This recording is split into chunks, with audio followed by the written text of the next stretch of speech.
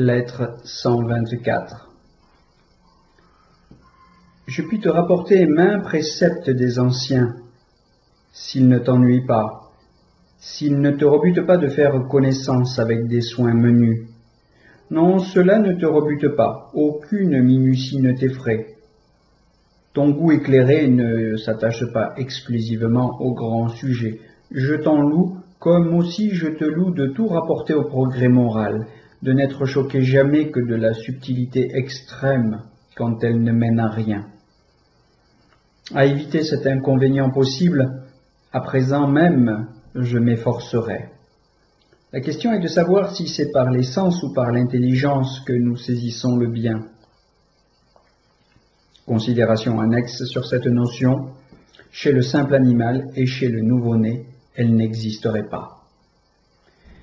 Tous ceux qui font du plaisir le principe souverain estiment que le bien est un objet sensible. Pour nous, au contraire, qui en faisons l'apanage de l'âme, c'est un objet intelligible.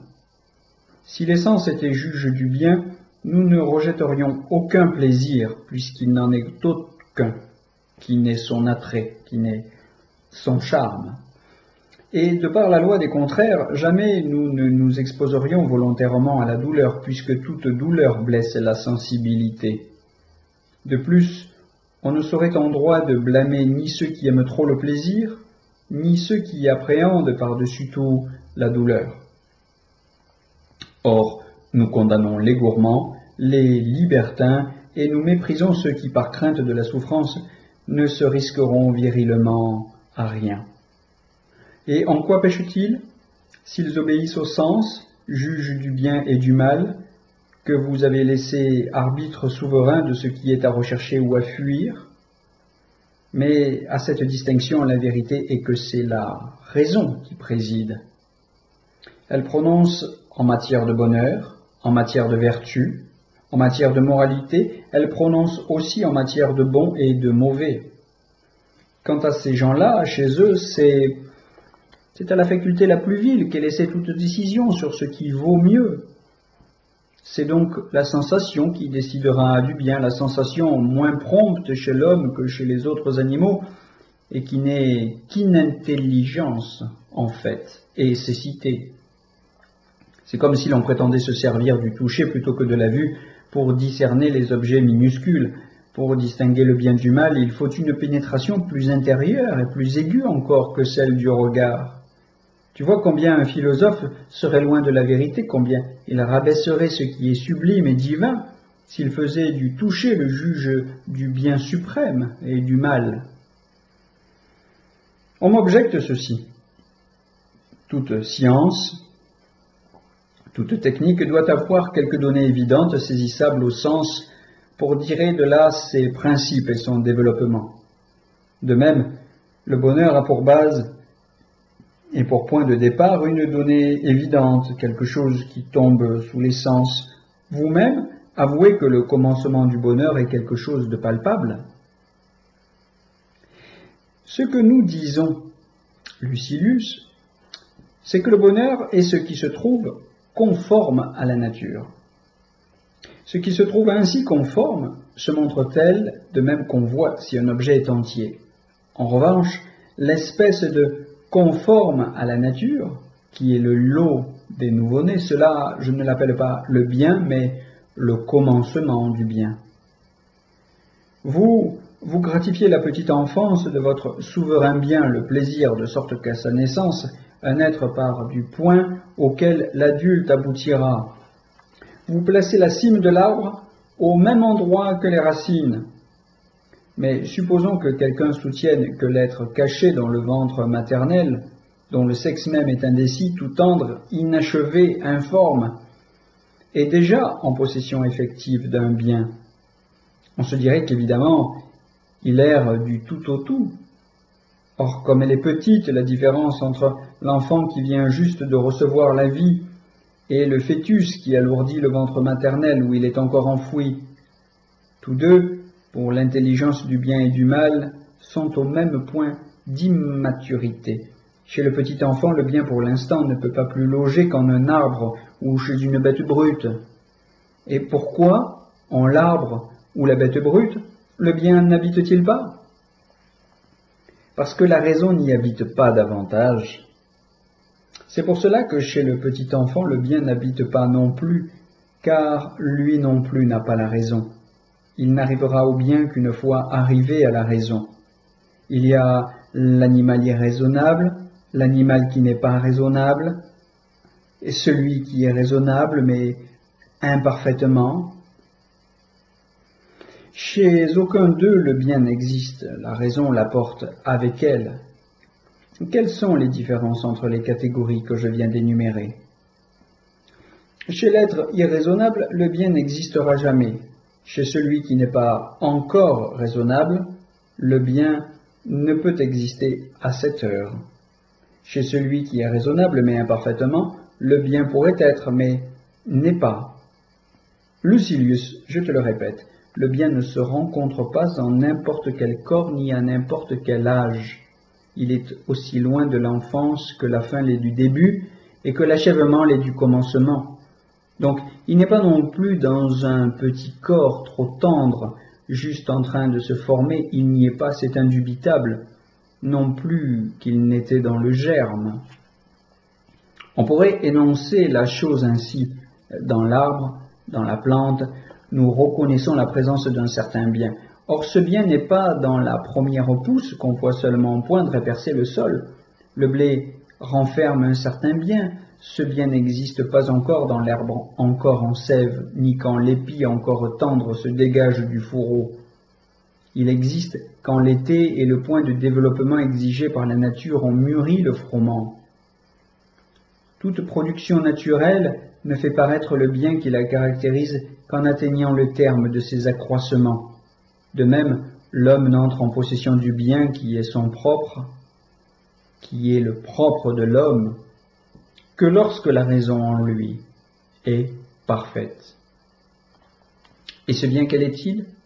Ceci, une âme indépendante, droite, qui met toute chose au-dessous d'elle et rien au-dessus. La première enfance est si peu susceptible de ce bien-là que l'enfant déjà plus grand ne peut pas l'espérer davantage et que l'adolescent aurait tort de l'espérer. La vieillesse a bien de la chance si au prix d'une longue étude attentive, elle peut y parvenir. Si le bien est cela, il relève de l'intelligence.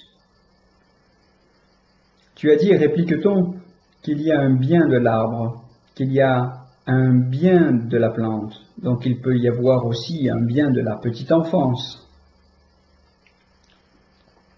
Le vrai bien n'existe ni dans l'arbre ni chez la bête. L'espèce de bien qui est en eux, on l'appelle par grâce un bien.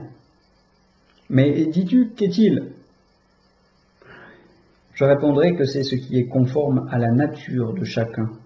Quant au bien véritable, il n'est aucunement accessible à la bête. Il est propre à une créature mieux partagée, meilleure. Où la raison n'a point sa place, le bien n'existe pas. Il y a 4 sortes de nature, celle de l'arbre, celle de l'animal, celle de l'homme, celle du Dieu.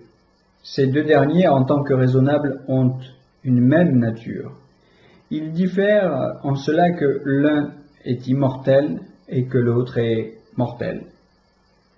Or donc, c'est la nature qui fait parfait le bien de l'un, à savoir du Dieu, tandis que l'homme doit son bien à sa propre application. Quant aux autres êtres, que l'homme, ils ne sont parfaits que dans les limites de leur nature. Ils ne sont pas parfaits au plein sens du mot, car n'est vraiment parfait que ce dont la perfection est analogue à celle de la nature universelle. Or, cette nature universelle est raisonnable. Tous les autres êtres ne peuvent être parfaits que dans les limites de leur genre. Un être qui ne peut accéder à la béatitude ne peut avoir non plus ce qui produit cette béatitude. Or, la béatitude est faite de biens. La bête brute ne reçoit ni la béatitude, ni les biens qui la produisent. Donc le bien ne se trouve pas chez la bête. La bête a une sensibilité qui lui fait percevoir les réalités présentes. Elle a souvenance du passé quand est survenu tel incident qui est rappelé à la sensibilité quelque chose. Par exemple, un cheval se souvient de la route au moment où on l'a rapproché du point où elle commence. À l'écurie, en vérité, il n'a nulle mémoire de la route qu'il a 100 fois battue. La troisième division du temps, l'avenir, ne compte pas pour la bête. Comment donc attribuer une nature parfaite à des êtres qui n'ont du temps qu'un usage imparfait? Le temps, en effet, comprend le passé, le présent et l'avenir, trois parties dont l'active, la plus brève aussi, est seule dévolue à l'animal pour être franchie au pas de course, le présent. Quant au passé, il n'en a que de rares souvenirs qui jamais ne lui reviennent qu'à la rencontre de choses présentes. Par conséquent, qui appartient à la nature parfaite, ne peut se trouver dans une nature imparfaite.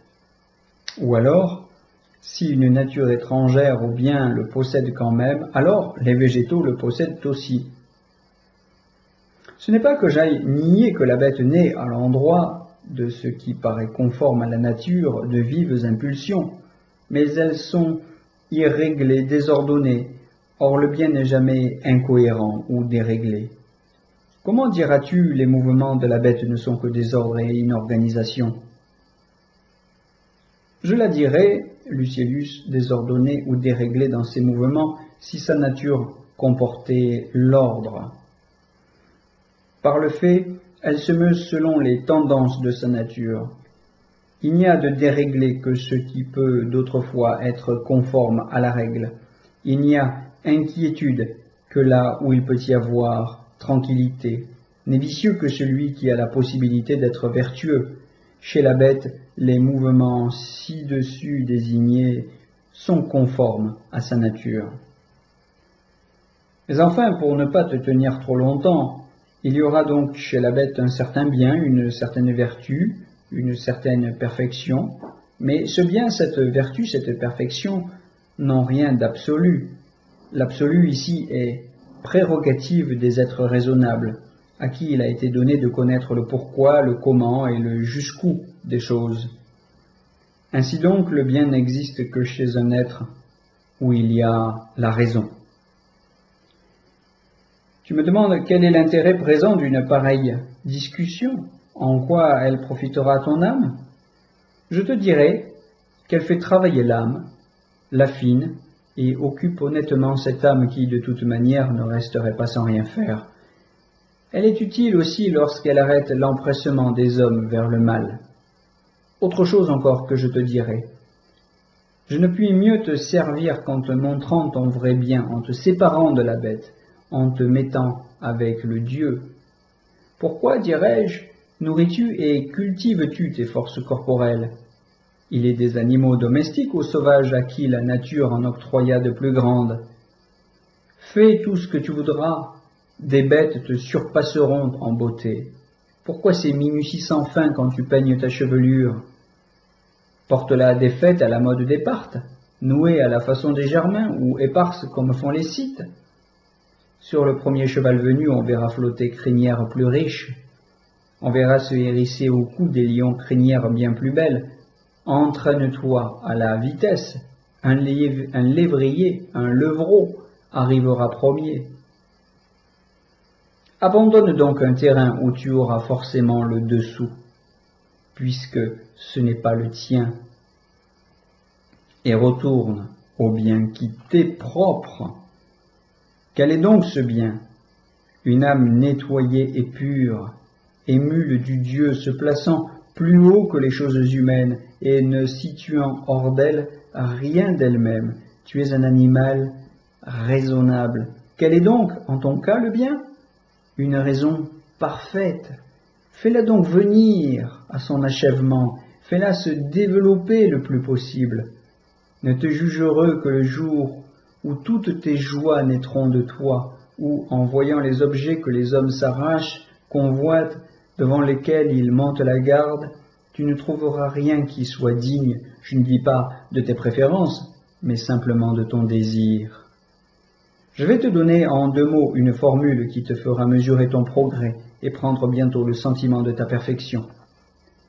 Tu auras la part qui te revient le jour où tu réaliseras que les plus malheureux des hommes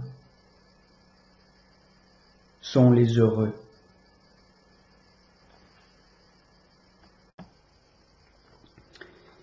Voilà. Alors c'est la fin de quelques semaines de lecture de ces lettres à Lucilius dans la collection bouquins aux éditions Robert Laffont, et je me permets de rajouter une lecture du paragraphe ajouté par Paul Venn à la fin de cette 124e et dernière lettre de Sénèque qui nous reste de la correspondance qu'il a entretenue avec Lucilius. Ici s'interrompent pour nous 5 mois environ avant le suicide de Sénèque les lettres à Lucilius. La tragédie d'avril 65 a dû surprendre le philosophe en pleine fièvre d'écriture. Cette correspondance fut publiée ou acheva de l'être après la chute de Néron, 3 ou 4 ans après. Mais l'histoire des lettres ne s'arrête pas là. La fin du texte a disparu 4 siècles plus tard, au début du Moyen Âge. La raison en est sans doute que le seul exemplaire qui en subsistait avait perdu accidentellement ses dernières pages. Combien de pages? Un auteur latin, Alugel, parle d'une lettre extraite du 22e livre, alors que notre texte s'arrête à la fin du livre 20. Nous serions donc privés du dernier 10e des lettres, au moins, mais peut-être même du double, soit du dernier 5e du texte complet. En effet, les manuscrits médiévaux de Sénèque semblent indiquer que quand l'édition antique passa de la publication en rouleau au livre, tel que nous le pratiquons encore, les lettres furent publiées en 2 tomes. Or, le tome 1 comprenait les lettres 1 à 88, soit 375 pages de l'édition Hens, pour utiliser ce repère commode, alors que dans l'état actuel, ce qui est parvenu jusqu'à nous du tome 2, c'est-à-dire les lettres 89 à 124, ne remplit que 237 pages de cette édition. Si l'on peut supposer que les lettres avaient été réparties également entre les 2 tomes, il faudra croire que l'équivalent de 138 pages se sont perdus. Autrement dit, nous serions privés de l'équivalent en longueur des lettres 100 à 124. Sénèque écrivait vite et les lettres sont l'œuvre d'un esprit qui a enfin trouvé le genre littéraire qui lui convenait, qui est plein de son sujet et qui est porté par le sentiment qu'il écrit son chef-d'œuvre. Si bien que les 124 lettres qui nous sont parvenues ont été écrites en un peu plus d'1 an, de l'automne 63 à l'hiver 64. Voilà ce qu'écrit Paul Venn. Je vous souhaite une bonne audition. Je m'excuse rétrospectivement pour toutes les erreurs de lecture qui auraient pu survenir, coquilles de lecture qui auraient pu survenir au cours de ces enregistrements. Je suis bien sûr tout oui pour les corrections que vous voudrez bien me signaler, et je suis tout à fait disposé évidemment à les corriger, à refaire de meilleurs enregistrements si c'est possible, en vous souhaitant un beau chemin vers la sagesse et une belle journée à tous.